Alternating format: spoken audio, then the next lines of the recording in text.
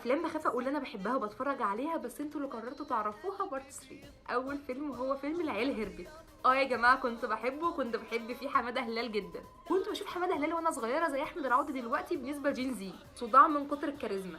بالنسبه بقى لاغنيه هاتوا الفلوس اللي عليكم دي، فوانا صغيره كنت بسلف اصحابي فلوس، وبعديها بنص ساعه بس اجي اقول لهم هاتوا الفلوس اللي عليكم، ولو الموضوع تطور وما ادانيش فلوسي يبقى اخش بقى على الحته التانيه عيله واطيه ونصابه. وهو حر. كانوا بيرجعوا لي فلوسي بعدها ب5 دقايق وهم ساكتين، وكنت انا اللي برفض اخدها. تاني فيلم بقى هو مقلب حراميه، وبالنسبه لي الفيلم ده كان وقتها بينافس اهم افلام الاكشن في العالم. لا تقول لي بقى لا كاسا ولا فرقه ناجي عطا الله، الفيلم ده الطب يا جماعه.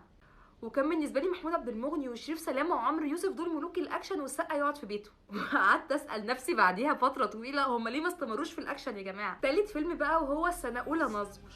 ايوه وعشنا قد ايه وباقي قد ايه، وايوه يا حبيبي هي دي الرنه. ده كان كينج الرومانسيه ليا وانا صغيره، والله وانا كبيره برضو. لحد دلوقتي اغنيه فيلم عمر دي انا سايباها لفرحي لازم تتغنى فيه.